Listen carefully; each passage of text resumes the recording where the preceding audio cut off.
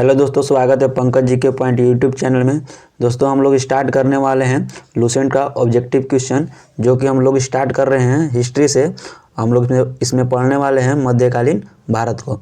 हम लोग का आज का टॉपिक है दिल्ली सल्तनत, और इसमें हम लोग दोस्तों पढ़ेंगे गुलाम वंश, खिलजी वंश, तुगलक वंश, सैयद वंश और लोधी वंश के बारे में।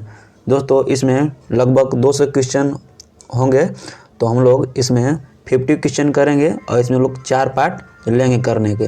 तो हम लोग का फर्स्ट पार्ट है दोस्तों, तो आप लोग इस वीडियो को शुरू से लेकर अंत तक जरूर देखिएगा। तो दोस्तों चलिए हम लोग स्टार्ट करते हैं। पहला सवाल है, गजनी का वह प्रथम शासक कौन था जो खलीफाओं से सुल्तान की उपाधि धारण ग्रहण कर सुल्तान कहलाने वाला प्रथम शासक बना? तो हम लोग का सही जवाब हो जाएगा महमूद गजनवी। हम लोग का अगला सवाल है, महमूद गजनवी के सभी आक्रमणों में से सर्वाधिक महत्वपूर्ण आक्रमण कौन सा था? तो हम लोग का सही जवाब हो जाएगा सोमनाथ मंदिर पर आक्रमण 1025 से 1026 के बीच में हुआ था। अगला सवाल है, महमूद गजनवी के भारत पर आक्रमण का उद्देश्य क्या था? महमूद गजनवी के भारत पर आक्रमण का क्या उद्देश्य था? तो हम लोग का सही जवाब हो जाएगा मध्य एशिया में एक बड़े साम्राज्य की स्थापना के लिए धन प्राप्त करना था। तो ऑप्शन नंबर डी हम लोग का सही जवाब हो जाएगा। हम लोग का अगला सवाल है, महमूद गजनवी के भारत पर आक्रमण के समय भारत आए विद्वान अलबरूनी ने किस महत्वपूर्ण ग्रंथ की रचना की? तो हम लोग का सही जवाब हो जाएगा किताब उल हिंद। तो ऑप्शन नंबर बी हम लोगों का सही जवाब हो जाएगा। अगला सवाल है, दिल्ली सल्तनत की दरबारी भाषा क्या थी? दिल्ली सल्तनत की दरबारी भाषा क्या थी? तो हम लोग का सही जवाब हो जाएगा फारसी। अगला सवाल है, आगरा नगर की स्थापना किसके द्वारा की गई थी? आगरा नगर की स्थापना किसके द्वारा की गई थी? हम लोग का सही जवाब हो जाएगा सिकंदर लोदी के द्वारा।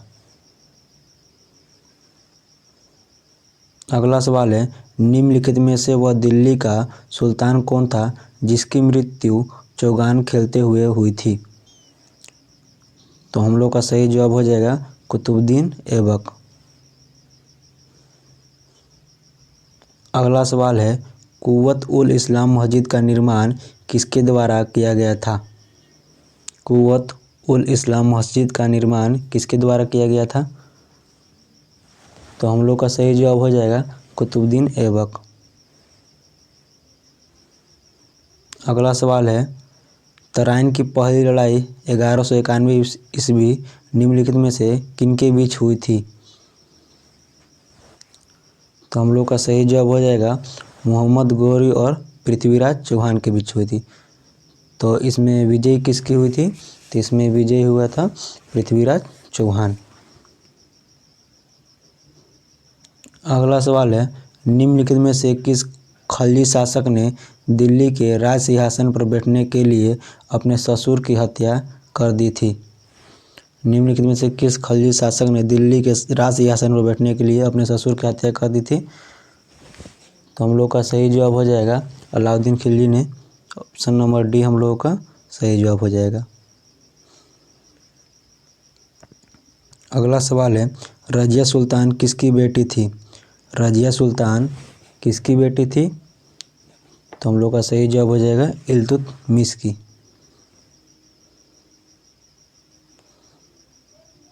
अगला सवाल है, मोहम्मद गौरी विजित प्रदेशों की देखभाल के लिए निम्नलिखित में से किस विश्वसनीय जनरल को छोड़कर गया था? तो हम लोग का सही जवाब हो जाएगा कुतुबुद्दीन ऐबक।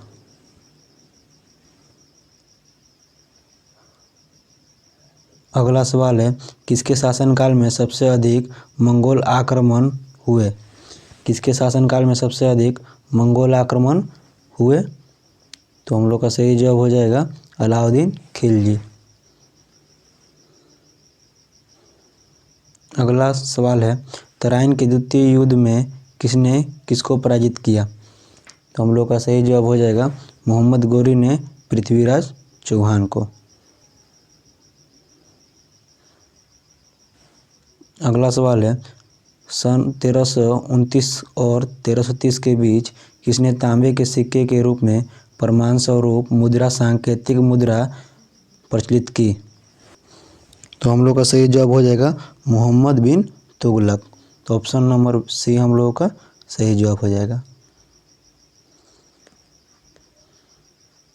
अगला सवाल है, दिल्ली के किस सुल्तान को इतिहासकारों ने विरोधों का मिश्रण बताया है? दिल्ली के किस सुल्तान को इतिहासकारों ने विरोधों का मिश्रण बताया है? तो हम लोग का सही जवाब हो जाएगा मोहम्मद बिन तुगलक को। अगला सवाल है, लोधी वंश का अंतिम शासक कौन था? लोधी वंश का अंतिम शासक कौन था? हम लोग का सही जवाब हो जाएगा इब्राहिम लोधी। अगला सवाल है, इनाम भूमि किसे दिया जाता था? इनाम भूमि किसे दिया जाता था? विद्वान और धार्मिक व्यक्ति को दिया जाता था। अगला सवाल है, उत्तरी भारत की प्रथम मुस्लिम महिला शासक दिल्ली पर राज करने वाली प्रथम महिला शासक थी, बताइए कौन थी? तो हम लोग का सही जवाब हो जाएगा रजिया सुल्तान थी। हम लोगों का अगला सवाल है, दिल्ली के प्रथम सुल्तान कौन थे जिन्होंने दक्षिण भारत को पराजित करने का प्रयास किया? तो हम लोग का सही जवाब हो जाएगा अलाउद्दीन खिलजी। अगला सवाल है, यात्री इब्न बतूता कहाँ से आया था? यात्री इब्न बतूता कहाँ से आया था? तो हम लोग का सही जवाब हो जाएगा मोरक्को। अगला सवाल है, भारत पर प्रथम तुर्क आक्रमण करने वाला था? तो हम लोग का सही जवाब हो जाएगा महमूद गजनवी।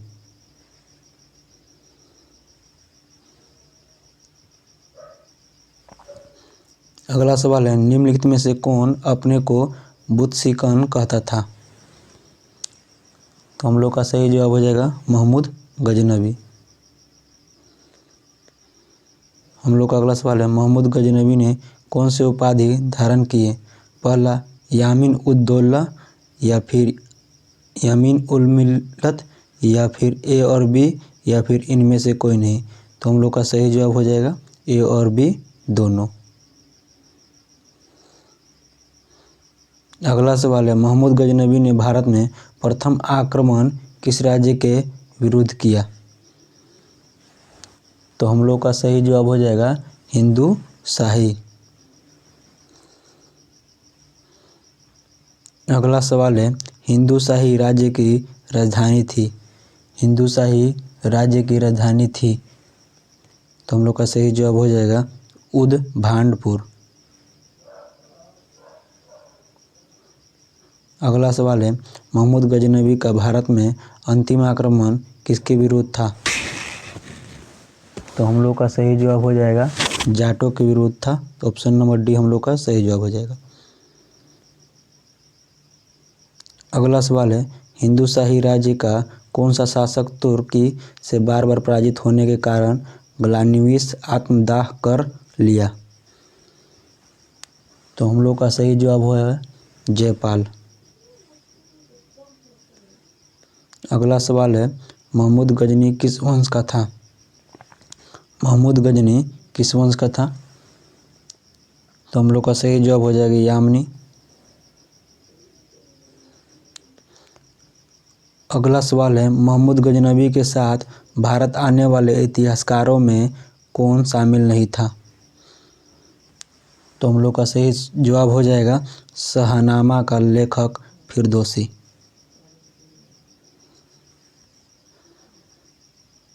अगला सवाल है, महमूद गजनवी के आक्रमण के परिणाम स्वरूप कौन सा शहर फारसी संस्कृति का केंद्र बन गया? महमूद गजनवी के आक्रमण के परिणाम स्वरूप कौन सा शहर फारसी संस्कृति का केंद्र बन गया? तो हम लोग का सही जवाब हो जाएगा लाहौर।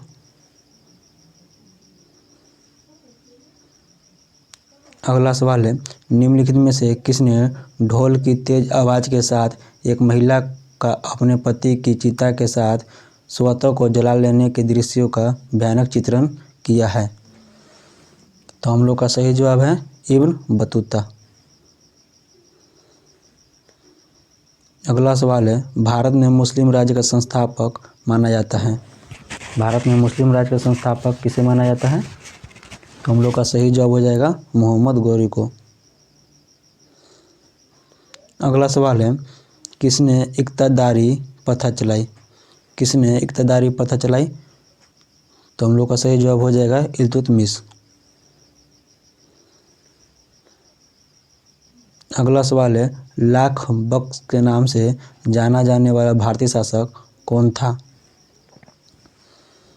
तो हम लोग का सही जवाब हो जाएगा कुतुबुद्दीन ऐबक।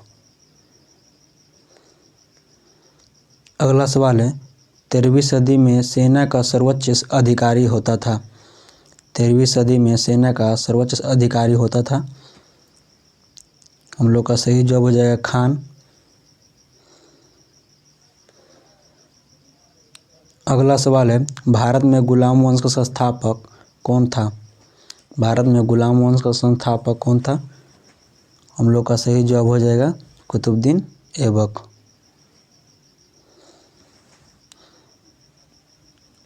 अगला सवाल है, कुतुब मीनार के कार्य को किसने पूरा किया था? कुतुब मीनार के कार्य को किसने पूरा किया था?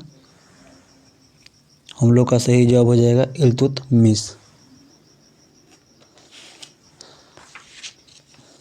अगला सवाल है, निम्नांकित में से दिल्ली का पहला तुगलक सुल्तान कौन था? निम्नांकित में से दिल्ली का पहला तुगलक सुल्तान कौन था? तो हम लोग का सही जवाब हो जाएगा गियासुद्दीन तुगलक। अगला सवाल है हम लोग का, पंजाब के हिंदू शाही राजवंश को किसने स्थापित किया? पंजाब के हिंदू शाही राजवंश को किसने स्थापित किया? तो हम लोग का सही जवाब हो जाएगा कल्लर। अगला सवाल है, वह रोमन सम्राट अगस्टस की भांति सावधान था कि वह दूसरों की तरह शक्तिशाली न लगे और वह दूसरों के स्तर से अधिक न लगे। यह संदर्भ किसका है? तो यह संदर्भ किसका है? तो यह संदर्भ है बहलोल लोदी का। अगला सवाल है, अल-बेरूनी किसके शासन काल में इतिहासकार था? अल-बेरूनी किसके शासनकाल में इतिहासकार था? तो हम लोग का सही जवाब हो जाएगा महमूद गजनवी। हम लोग का अगला क्वेश्चन है, सूची 1 को सूची 2 से सम्मिलित कीजिए। सूची 1 और सूची 2 को सम्मिलित करना है, जो कि पहला में है नियाजुद्दीन औलिया। तो ये किससे मिलान होगा हम लोग का? तो ये मिलान होगा हम लोग का, ए का मिलान होगा 2 के साथ, जो कि सूफी संत होंगे। ठीक है। दूसरा हम लोग का है मालिक काफूर। तो इसका मिलान क्या होगा? तो इसका मिलान हम लोग का हो जाएगा हजार दिनारी भी कहलाता था। थर्ड है हम लोग का अलाउद्दीन खलजी। अलाउद्दीन खलजी का मिलान किससे होगा? नियंत्रित दाम और राशन की शुरुआत की। और लास्ट है हम लोग का जलालुद्दीन फिरोज खिलजी। तो उनका मिलान होगा हम लोगों का थर्ड के साथ। तो क्या हो जाएगा? दास राजवंश। तो हम लोग का सही ऑप्शन हो जाएगा ए। ठीक है। अगला सवाल है, निम्नलिखित में से कौन सा शासक गुलाम राजवंश से संबंधित है? तो हम लोग का सही जवाब हो जाएगा इल्तुतमिश। अगला सवाल है, दक्षिण अफ्रीकी यात्री इब्न बतूता किसके शासनकाल में भारत आया था? तो हम लोग का सही जवाब हो जाएगा मोहम्मद बिन तुगलक के शासनकाल में भारत आया था। अगला सवाल है, महमूद गजनवी ने भारत पर कितनी बार आक्रमण किया? तो हम लोग का सही जवाब हो जाएगा 17 बार। अगला सवाल है, किसने अपने आप को खलीफा घोषित किया था? किसने अपने आप को खलीफा घोषित किया था? तो हम लोग का सही जवाब हो जाएगा मुबारक शाह खलजी ने। अगला सवाल है, लोधी वंश का संस्थापक कौन था? लोधी वंश का संस्थापक कौन था? तो हम लोग का सही जवाब हो जाएगा बहलोल लोधी था। अगला सवाल है, भारतीय इतिहास में बाजार नियमों मूल्य नियंत्रण पद्धति की शुरुआत किसने की थी? भारतीय इतिहास में बाजार नियमों मूल्य नियंत्रण पद्धति की शुरुआत किसने की थी? तो हम लोग का सही जवाब हो जाएगा अलाउद्दीन खिलजी।